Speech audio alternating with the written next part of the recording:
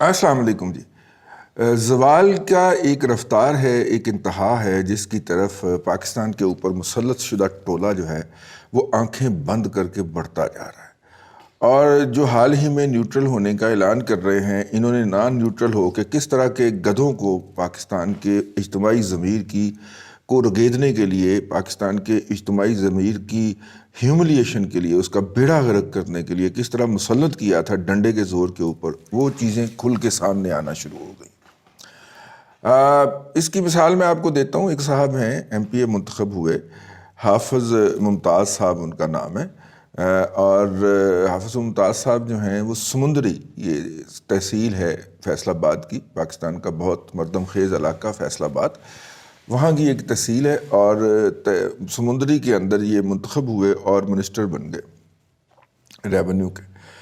اور ان کا مجھے یاد ہے اجلاس ان کا پہلا تھا، اور انہوں نے اپنے تمام سٹاف کو طلب کیا کہ جی تبدیلی آ گئی ہے اور تبدیلی نظر آنی چاہیے ہماری وزارت کے اندر۔ انہوں نے کہا کہ جی مثلاً کی تبدیلی، آپ کیا تبدیلی چاہتے ہیں ہمیں بتائیں۔ انہوں نے کہا نہیں، یہ نہیں مجھے پتہ میں کیا چاہتا ہوں، بس تبدیلی ہونی چاہیے۔ انہوں نے کہا سر کیا مطلب، آپ دفتر میں سامنے دروازے سے نہیں پچھلے دروازے سے آیا کریں گے، آپ اسٹیشنری کو ڈیفرنٹ چاہیں گے، اور مطلب فرنیچر چینج کر دیں، لوگ جو ملنے آئے سیدھا اس کو آپ کے پاس پہنچا دیں، کیا تبدیلی؟ انہوں نے کہا یہ مجھے نہیں پتہ، یہ آپ کا کام ہے، لیکن تبدیلی آنی چاہیے۔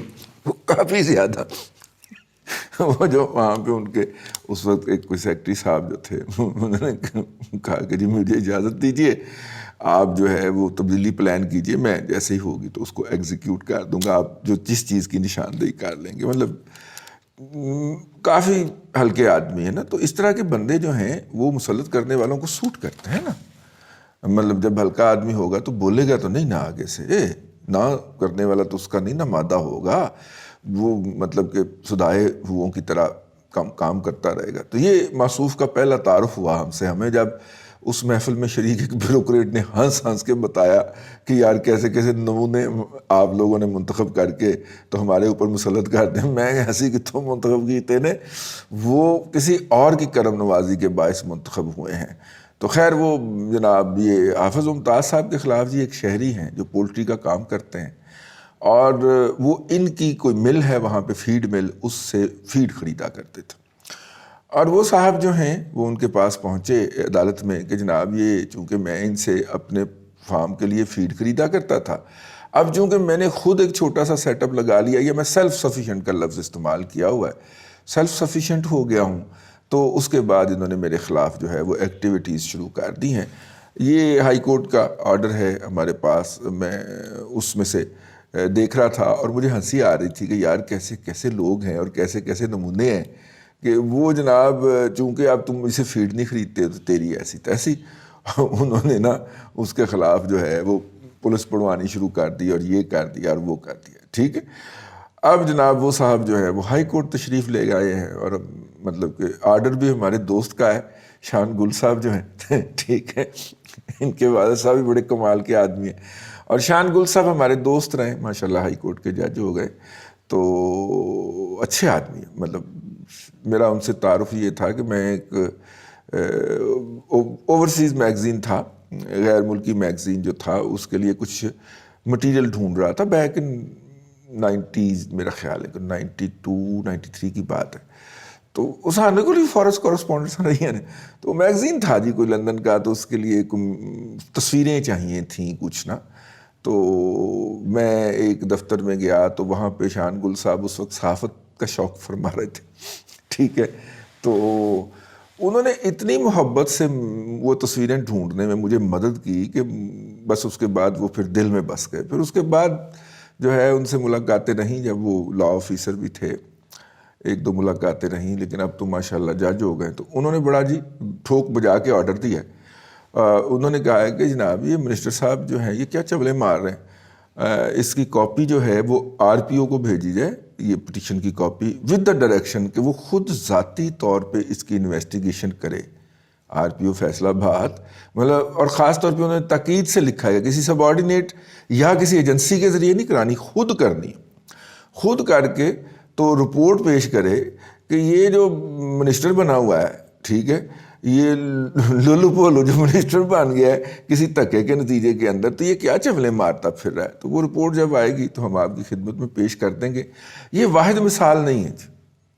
اس طرح کے نمونے جو ہیں، اس طرح کے جو انڈر ڈیولپڈ یا لولی ڈیولپ مائنڈ جو ہیں وہ پی ٹی آئی میں بکثرت پائے جاتے ہیں، جنہیں نہ یہاں کے 12 موسم کڈی بیٹھے ہوتے ہیں جی ہیں، اور پھر وہ آگے ٹی وی پہ لے بھی آتے ہیں اور آگے بتاتے ہیں کہ 12 موسم ہوتے ہیں. جناب آپ کی ایسی یعنی دنیا کی تاریخ ہی بدل کے رکھ دی، یعنی دنیا کا تاریخ نہیں، ماحول بدل کے رکھ دیا. ٹھیک ہے، ماحول ہی بدل کے رکھ دیا ہے جی انہوں نے. تو وہ اپنا اللہ آپ کا بھلا کرے، وہ 12 موسم اگر گنوانے بیٹھ سکتے ہیں تو وہ کچھ بھی کر سکتے ہیں. وہ جو ہمارا کال ہے نا، یوتیا مجہول القوم الجاہلیہ للعقل للمحدود لمیٹڈ ایڈیشن، یار جراثیم بڑے پھیلنڈے نے نا، مطلب ہر پاس نا وہ پولا فیکا ان امریکہ والا آپ نے ڈرامہ دیکھا ہوا ہے نا، اس میں جو فیکا بنا ہوا ہے، ٹھیک ہے، ایگزیکٹلی اس طرح کے یہ پوٹین جو ہے یہ وہ والے فیکے ہیں. ٹھیک ہے. اب دیکھیے نا، آپ کا ذاتی کاروبار ہے یار، آپ ذاتی کاروبار بھی کر رہے ہیں، اور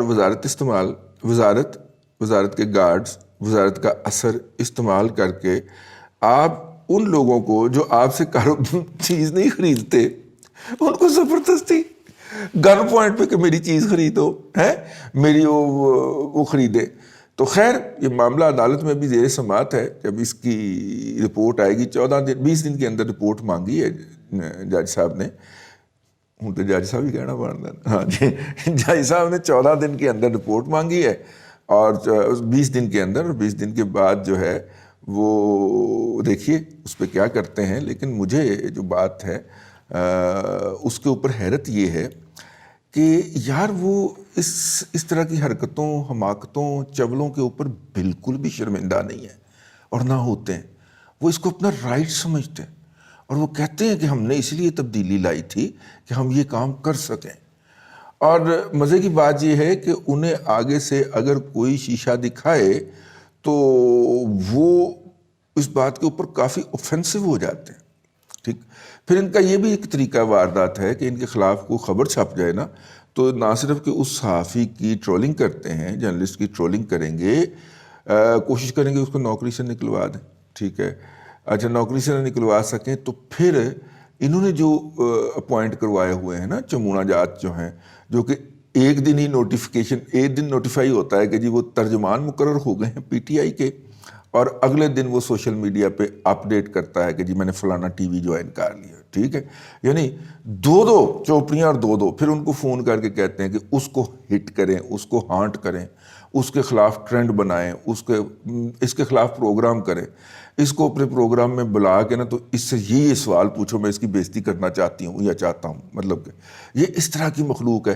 ان کے خیال میں سب کچھ جو ہوتا ہے وہ میڈیا پہ ہوتا ہے. اور اس کی آپ اندازہ فرما لیں اس امر سے کہ وزیر اعظم 24 گھنٹے میں اور کچھ کرے یا نہ کرے، وہ اپنے ترجمانوں کی میٹنگ ریگولرلی لیتا ہے. اور یکے از ترجمان جو وہاں سے نکالے گئے ہوئے ہیں وہ مجھے بتاتے رہتے ہیں کہ یار وہ تو گالیاں بھی خود بتاتا ہے کہ فلاں کو یہ گالی دینی ہے، فلاں کو یہ گالی دینی ہے. اور پھر جب وہ پروگرام میں بیٹھ کے ان کا جو بھی ہوتا ہے، ایک لفظ آیا ہے بھونکن ہار، پنجابی کا لفظ ہے. ان کا جو بھی بھونکن ہار وہاں پہ گیا ہوتا ہے یا گئی ہوتی ہے، یہ باقاعدہ جب وہ گالی بکتی ہے تو اس کو تھمز اپ آتا ہے. اب دیکھیے ان کے جتنے بھی لوگ جاتے ہیں ٹی وی پروگراموں کے اندر، وہ ہمہ وقت موبائل لے کے بیٹھے ہوتے ہیں. وہ عمران خان کے ساتھ رابطے میں ہوتے ہیں. وہ یار مجھے تو اندر والا نہ بتاتا تو میں تو ماننے کے لیے تیار ہی نہیں تھا. ٹھیک ہے.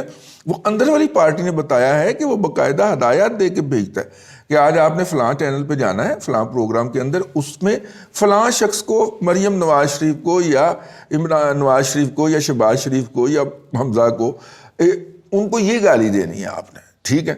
اور پھر جب وہ گالی، اس کا جو چماٹ ہوتا ہے یا ایجنٹ ہوتا ہے، وہ وہاں پہ جا کے جب گالی بکتا ہے، ٹھیک ہے، یا بکتی ہے، تو اسے باقاعدہ تھمز اپ بھیجتا ہے.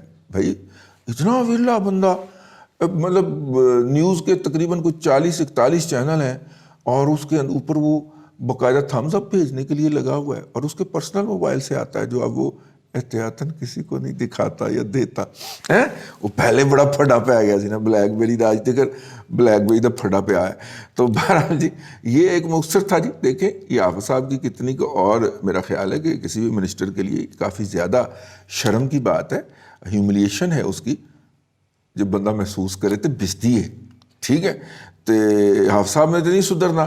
چلو ہم تو امید رکھتے ہیں کہ شاید اس دھکے میں جب بزدار صاحب جو ہے ان کے جانے کی باتیں ہو رہی ہیں تو شاید یہ بیچارے پولٹری فارمر کی بھی سنی جائے. دعا کیجیے گا اس کے لیے بھی اور ہمارے لیے بھی. اللہ تبارک و تعالیٰ آپ کو آسانیاں عطا کرے اور آسانیاں خلق خدا میں تقسیم کرنے کی توفیق عطا کرے.